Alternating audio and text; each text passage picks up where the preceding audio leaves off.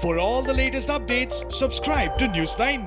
केंद्र सरकार ने Prime Minister Narendra Modi launched high-throughput COVID-19 testing facilities in Noida, Mumbai and Kolkata. Prime Minister launched the facilities through a video link. Chief Ministers of all three states attended the launch through video conferencing. In his address, PM Modi said that the entire country is fighting the pandemic very bravely. Prime Minister hailed the decision to launch these facilities and said these facilities will add a capacity of 10,000 tests. जिन high tech state of the art testing facility का launch हुआ है उससे पश्चिम बंगाल, महाराष्ट्र और उत्तर प्रदेश को corona के खिलाफ लड़ाई में और ताकत मिलने वाली है. He also said that these facilities will not be limited to only COVID testing.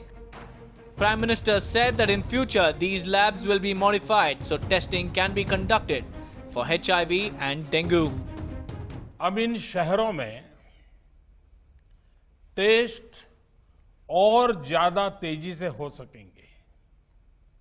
एक अच्छी बात यह भी है कि ये हाईटेक लैब्स सिर्फ कोरोना टेस्टिंग तक ही सीमित रहने वाली नहीं है और ये बात बहुत महत्वपूर्ण है.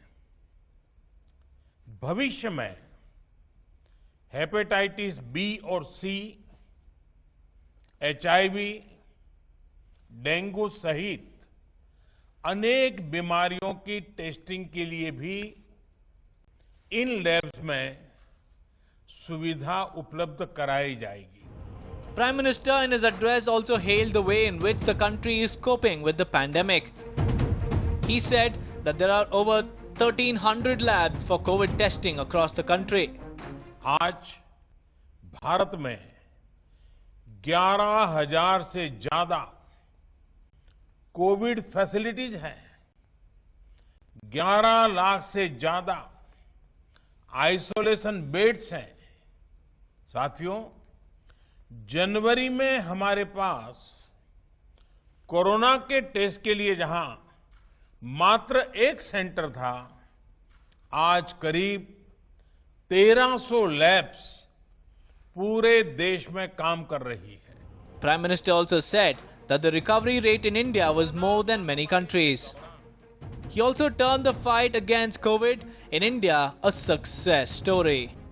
भारत ने जो किया वो सचमुच में ये एक बहुत बड़ी सक्सेस स्टोरी है. एक समय भारत में एक भी पीपीई किट नहीं बनती थी.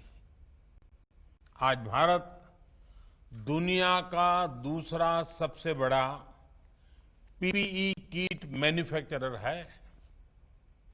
सिर्फ 6 महीना पहले देश में एक भी पीपीई किट मैन्युफैक्चर नहीं था. आज 1200 से ज्यादा मैन्युफैक्चरर हर रोज 5 लाख से ज्यादा पीपीई किट बना रहे हैं.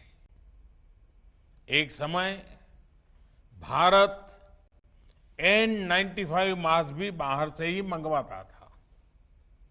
आज भारत में 3 लाख से ज्यादा N95 मास्क हर रोज बन रहे हैं. Lastly, he urged the citizens of the country to remain vigilant of COVID-19. With many festivals coming up, he said that one should exercise caution and make sure to take the necessary precautions to avoid contracting the infection.